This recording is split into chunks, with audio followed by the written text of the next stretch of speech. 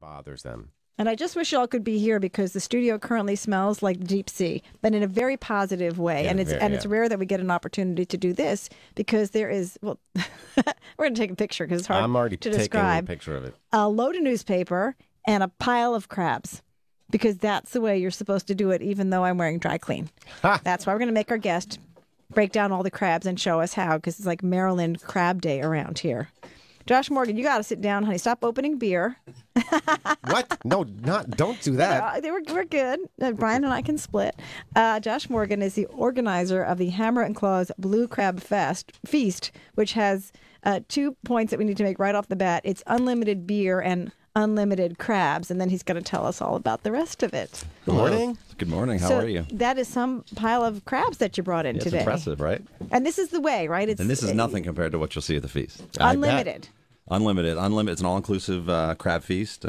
All you can eat blue crabs right from the Chesapeake Bay, and unlimited beer from Abita Brewing Company. And I've got some samples here for you. Oh well, of course you do. All right, so we could talk about blue crabs because last year, was it last year or the year before? I actually went to Maryland twice. Did you? The first time for crab cakes and the second time for what you just brought in. Okay. It was the first time ever I ate crabs to that degree and to that messy. Yeah, and I take it you enjoyed it. It's fun. Oh right? yeah, I would go back for a third round, but I don't have to because you're here. Yeah, now we that was my goal to bring it to New York and to expose a lot of the people in this area to the traditional the cultural tradition of Maryland, which is so well known. I grew up in Annapolis, Maryland. My family is still there, and this was just part of growing up and my childhood. During the summer, get together with family, friends, buy a couple bushels of crabs and just bring them home and cook them with family and whip out the newspaper like you see and pull out the mallets and just kind of go to town. That's it's old school. The newspaper. I don't know how to break apart a crab. Have you ever been to one of those? I mean, it's like a picnic table thing. It's just a straight up. There's no cleanliness. I mean, there's no organization. You just kind of dig in. Is there a bib? Because the old school lobster eating was bib friendly. Yeah, bibs are definitely a little more New England. We actually don't do bibs. Growing up, we never really used them. I guess it's just one of those things you just kind of learn how to eat and stay clean enough. But I actually had to have someone from the wait staff show me how to open the crab. I don't know how to open. I know how to do a lobster. Like I grew up eating a lobster. Crab when I was growing up, crab was already kind of broken down and served in a dish. It was not served whole like what you got. Yeah, well, it's actually much easier than you may think. And it looks a little daunting, but it's actually not. Once you get used to it, it's pretty easy. And really, all you need is your fingers to feel the meat. But that's really actually one of the great parts about a crab feast is that it forces you to kind of take some time, to be patient, to sit down with friends, family, and enjoy yourself. And usually they last for a minimum 3 hours. And get out, really? Yeah. So this is like right up Brian's alley. Yeah. Absolutely. So it's meant to really, it's communal, it's familial. It's supposed to be a time where you actually catch up and spend quality time with people that you enjoy, which is why I'm doing it on a large format so I can get a lot of groups of people together. We have about 600 seats per seating. That's our capacity, so it allows a lot of people to get together with friends, catch up with people that they haven't seen in a while. That's and really a lot of hot water you got to have going on. Yeah. I brought in the best. I bring in the best from Maryland. So let's start with the crab itself. And to say we're going to go to the store, and obviously depending on where you live, you might not get Maryland crab, but they're more widely dispersed than you think. Correct. You can get blue crabs from the Gulf, the Gulf Coast, from the Carolinas. And from obviously the Chesapeake Bay. They even have different species over in Asia that are relatives of the blue crab that you'll find in a lot of like the crab products that you buy, like the jumbo lump. A lot of that comes from Asia now. But what we do is we try to bring in only crabs from the Chesapeake. People in Maryland claim that crabs from that area taste a little sweeter, a little better.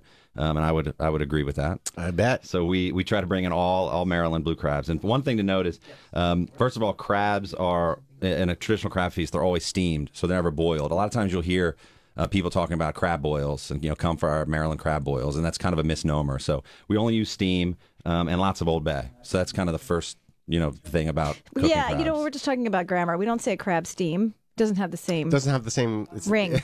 Yeah, but that's why it's just crab feast. Come eat That's crab. Yeah, it's just a crab feast. That is steamed. So how would you do that at home? Like if you've never done this before? It's actually all you really need is a large pot with a steam rack, and you just fill it up with water, and then you just literally turn it on, let the steam, throw the live crabs in. Another thing that you must do is you have to sort out the dead crabs. You always want to steam them live, just like you would lobster. Sometimes you can add a little beer or malt vinegar directly to the water. and just coat them with Old Bay and make sure they're generously in the coated. pot. You're throwing them in. You're throwing them right in on the steam rack, so they're not touching the water. They're elevated from the water, and you just close the lid, let them steam, and as soon as they turn bright red, they're blue when they're live. I was going to say, yeah, when they're that deep, rich red. That's all you're looking for. And the key is when you're at home, you want to look for the joints to make sure that the joints are red. Sometimes if there's a tinge of blue, keep them in there for a couple more minutes. Because they'll be undercooked. They'll be slightly undercooked. Now, I'm going to videotape you as you, I'll post this on our Facebook page. We did this once with lobster. Yeah. But it wasn't that a soft shell lobster, John? Wasn't it? It was a softer lobster at the time. Okay, so last week, there's a massive difference between soft and hard shell lobsters. It was hard shell lobster day. Okay. So it was not like the video at all where I was having lunch. It looked like I was wrestling the lobster personally on a mat. This sometimes you can feel like you're wrestling with the crab a little bit, but like I said, once you get used to it, it's not so bad. So another thing to note is you can actually tell whether the crab is a male or female by the shape of its apron, which is right here. The apron's underneath. Correct. So we only serve male crabs. They're also called jimmies. Well, what's the shape difference? The shape, it's actually not as pointy or phallic, I guess. It's pretty obvious if you saw a female next to it. It's just a little fatter shape. So that's one thing to point out. If you go to a crab feast and you see a lot of females, it's not really traditional. Really? Yeah. No, okay. we don't use the girls because we want more crabs. Well, yeah, it starts from the fishing end where they tend to we're trying to preserve throw females back to keep the supply. Correct. We've had problems in the past decades for keeping the Chesapeake Bay clean, which is why a portion of our proceeds go to the Chesapeake Bay Foundation, which is an amazing nonprofit that helps keep the bay clean. All right, so look for a boy. Okay, so look for that's a boy. Traditional now. Exactly. So the easiest way to do it, you rip off the legs. You just pull them right off. And sometimes you get lucky and you get like a big chunk of meat right there. Yeah. And that's just, you go right after it. Yep. Now, dipping it in butter, what are we doing with it? I'm more of a, kind of simple. I just pull it right out and I just eat it right away. Sometimes I'll have a little pile of Old Bay next to me, and I'll just take a little chunk and just dip it in the Old Bay for a little extra flavor. Some people do butter. Some people do vinegar, so it really depends on the preference. Wait, so you take off the big claws, and then you take off the little side legs. Yep. So the big claws. Are they called legs? Those little ones on the side? Legs. I actually, the claws you save because you're going to open these and pull out the meat later. No, you are. Yeah. So then what you want to do is once you get the legs off and the claws, you're just basically opening the shell like a book. So you just kind of grab it with your 2 fingers, pop it open, discard the top shell. Oh, what's in the bottom? The bottom. This is where all the meat is. So we got to do some cleaning first. And I also have some videos. Why do we always have to clean? I know. We're always cleaning. Why don't they make it so you don't have to clean? That's the fun part. You're getting dirty. Like your hands are going to smell. There might be some shells in your hair. But that's part of the charm. It's part of the romance. It's part of the experience. All right. So what exactly are we cleaning? So these are the gill. So you have some soft tissue that you got to get rid of. That black tissue there? Yeah, anything soft you want to kind of throw away. So you just kind of use your fingers. Again, your fingers are the best tool. You don't need really knives. You don't need mallets. You just use your fingers and touch. So anything soft, you just kind of pull out and get rid of. And then you can feel what's left. It's all shell. Mm-hmm. Okay? So then what you do is you pretty much from this point just kind of start feeling away. So the easiest thing to do is crack it in half and then open it again kind of like a book. And then right in these pockets right here is where all the meat is. And you can actually see it.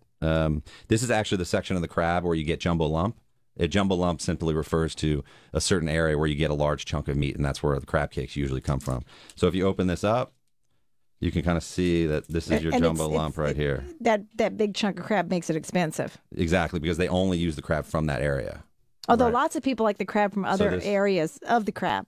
Yeah, I mean, a lot of times it's called backfin. Sometimes you'll have different grades of crabs. When you go to the grocery store, you'll see the jumbo lump. That's $25 a pound. Backfin, $15 a pound. Nothing wrong with that if you're making crab cakes, especially. There's nothing wrong with that. The only thing is if you're making crab cakes, sometimes with the lower grade, you'll get more shells. So you should pick through. So you have to spend a little more time just picking through. Mm-hmm. That's the only difference. So, some people, my brother actually is known for being extremely patient and pick through crab after crab without eating. And by the end, he's got a mound of fresh crab right on the side. He has a strategy? Oh, man. Okay, everyone has their own game? That's his strategy. My strategy, like I said earlier, is I just kind of eat as I go. Dip in Old Bay. And that's really it. So you take the rest of the crab, and there's these little crevices that exist. So you're just kind of using your fingers to feel and push the crab through. And when you're done and when you get the meat out, you can see it's kind of these empty cavities, which is where the meat is. So if you have a clean shell, you did a pretty good job. You did good. Okay, just for curiosity's sake, if we wanted to make a stock when we're done with this, Absolutely. Yes? Yeah, you could throw all these shells, throw it in a pot. Add some. You could do some. Add some like a mirepoix, like a traditional mirepoix, and just let it cook down and reduce. Maybe add a little white wine, and absolutely. Probably wouldn't even take that long. No, not at all. It seems so simple. But I got to tell you, I've done it, and it was not. I don't know if it's because it worked fine. I got plenty of crab, but you're pretty neat. I guess it's an experience thing. I had to use a hose to clean up when I was done, and not just the table, like myself. Yourself. Well, there's some techniques. Some people will just use a little bit of lemon. You can also take a sugar packet. I've seen this done in Maryland where they have sugar packets in the restrooms. So when you're washing your hands, you unload the sugar in your hand and you rub the sugar and the small particles help like clean off the smell and the odor. Oh, wow. Yeah. Oh, that's good to know. That's actually a good That's little better technique. than a moist towelette. The towelettes don't really work. They're there and for you show. smell like a moist towelette. Exactly. And crab, which is kind of weird. Disclaimer: we will have moist towelettes at the feast, but Well, you're gonna have to have something. You have 600 people Well, you at gotta have seating. something. You gotta have something. And unlimited crab. And are you only having a Beta beer? Like, is that the traditional beer correct. for Beta, you? yeah, they're great. They're brewery out of New Orleans. They came on board last year for my first inaugural, which was great because doing a festival of this size is very difficult to get off the ground. So they supported us from the get go. They also, they're from crawfish country, so they kind of get the whole, vibe of the crab feast. That's another newspaper. That's another. feast. It's a little different, but still, kind of the same energy. So they supported us, and we're doing an exclusive with them. We're offering 3 beers. One of them is their Beta Light, which is an amazing light beer, and a Beta Amber. And this is called Purple Haze. And whatever you gave me is or was delicious. You finished yours already? I didn't even try it. I didn't even get to the beer. I love that. That is so good. This is called Purple Haze, and it's a wheat beer that's flavored with raspberries. It smells like purple. You know that when you open a pack of purple gum? Yes. You get a hint of that when you smell it. Yeah, so it's got it doesn't taste like that, but that's it's very what it smells subtle, like. but you get the aroma, and it's people go crazy over this beer. They love it. Oh, that is. Well, you need a beer because the crab is salty. Exactly. Now, when you come to the claws, is there a method to that madness too? I mean, I wish I unfortunately my mallets didn't show. I have branded mallets that have our logo on them. They didn't arrive as early as I would like. So that's what you do. You need a hammer. Yeah, and you need just to kind of pound crack in them. Sometimes you can use a sharp knife just to make a small little cut, and it makes it easier just to get a clean break. Other people, part of the fun is just taking the mallet. We see people that have never eaten crabs just grabbing mallets and just smashing the crabs just because it's cathartic and they want to get into it. It's part of Really, I the. would get mad at them because you're wasting crab. You're gonna have to pick through a lot of shell for that. Is that on top of the crab? Is that the Old Bay that I'm seeing? There's like a crust kind of. That's form. exactly. I could eat the Old Bay by itself. This right here, yeah. Yeah, and that's okay. And again, when you're cooking them, and when we cook, we use about 2 pounds of Old Bay per bushel. Mm-hmm. So we'll probably go through, I don't know, anywhere 750 or 1,000 pounds of Old Bay. And you literally want to generously coat the entire top shell when they go in, should be coated. Do you dip the crabs in the Old Bay and then throw them in? Or are you just sprinkling as you go? Basically, we layer them in. So we put a bunch in, and then we take the Old Bay and we just cover them, put more, so it's like layer by layer. So crab, Old Bay, crab. But is that how is that actually getting to the flavor of the meat? When the steam comes up and it cooks the crabs, it actually moistens the Old Bay and kind of the water and the Old Bay combine, and it kind of drips into the crab, into the meat. Yeah. Oh, yeah. Awesome. That's really cool. So it's actually really simple. Because if it's just buying the right amount of crab that you're going to get to do it yourself. Exactly. But you do need just some sort of like a rack in your, like we've got a big lobster, container, whatever. Pot? Lobster pot. Sorry. That's an occupational I couldn't hazard. think of the word. Well, I have had the Beta beer.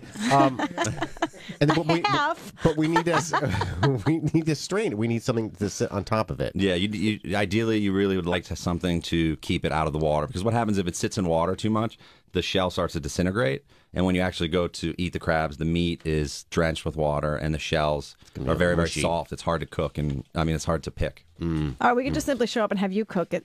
Exactly.